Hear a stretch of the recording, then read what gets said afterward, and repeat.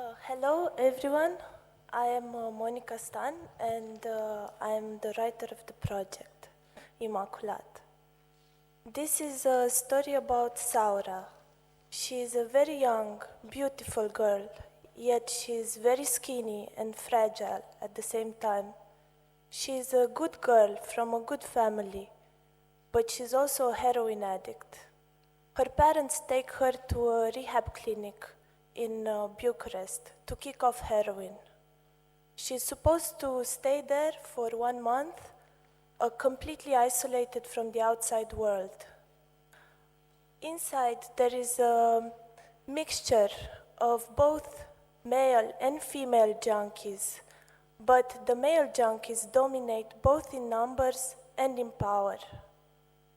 So when the men see Sora, they start circling her like wolves, making sexual advances to her and competing with each other for her attention.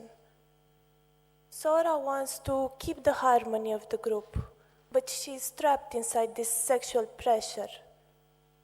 So when the group leader tries to have sex with her, Sora breaks down. She didn't come there to find a man. She already has a boyfriend. He's in prison and she promised to wait for him. Strangely, the group leader is impressed by her story.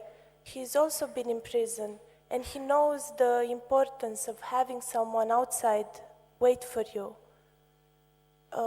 He likes her determination and her fidelity, and through him, the other men are also impressed by her.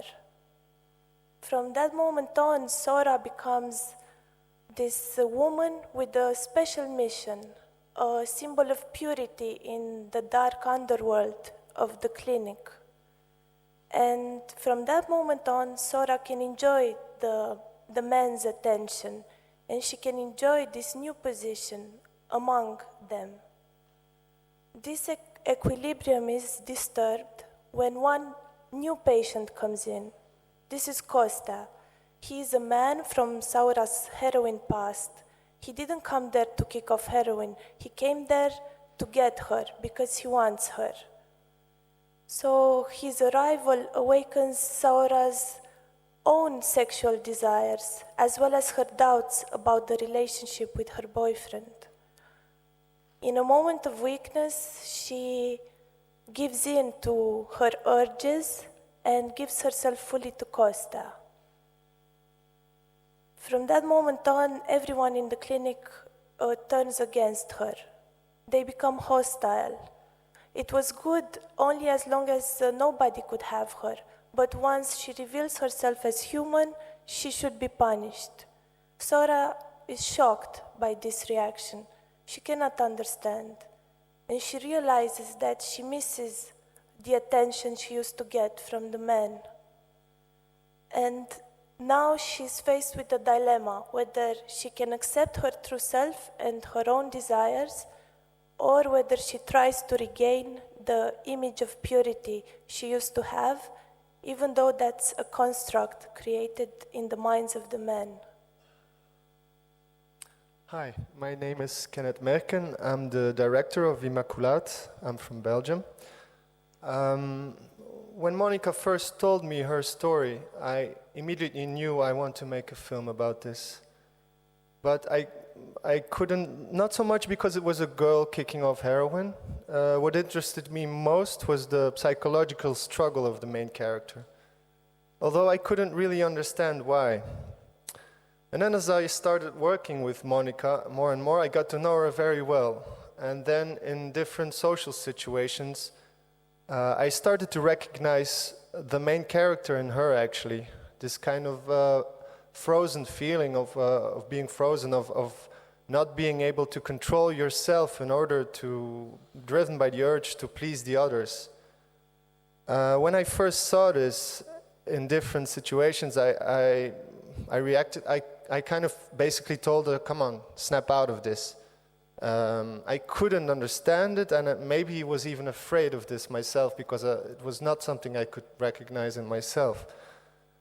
And then I got to be, as we were working on the story more and more, I got to be more interested in these kind of power dynamics, which I recognized in different social situations where there is an imbalance between the male and female ratio. And so then I learned something about myself. I realized that I myself was one of these wolves, just like in the story. And that's exactly why I think this is a story that deserves to be told. As a director, I feel that I add the male perspective to a female written story, which is important because it's a story about male and female perspectives and the image we project onto each other. The way we want to work is we want to start rehearsing long beforehand, before the shoot, with a female actress. We also want to consider casting non-actors for the secondary roles. People that fit the physical description and that know this world, in order to allow this rough world into the film and to kind of have a feel of authenticity to it. Then later we want to bring all these, the cast and crew, gather them in this closed space where they will be kind of trapped, and try to create this atmosphere of claustrophobia which is present in the story. In visually, I want to work with long takes, many single shot scenes, and to postpone the cuts even beyond the point that the viewer would normally feel them necessary. This in order to kind of create this feeling of entrapment of the main character.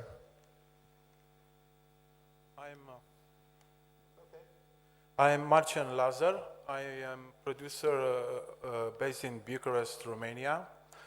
I produce 2 feature films and 1 feature documentary, and they all come with some production complexity.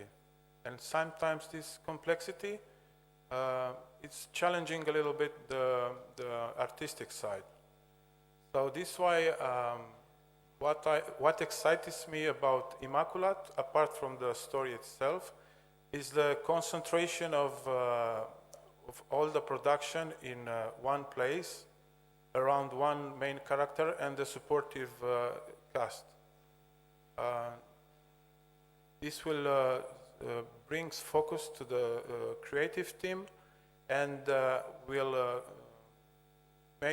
helps the director to have consistent film conventions and tone. 2 of my favorite masterpieces are Sidney Lumet, 12 Angry Men, and Milos Forman, One Flew Over the Cuckoo Nest, and they were also in one place with a great character surrounded by the supportive cast.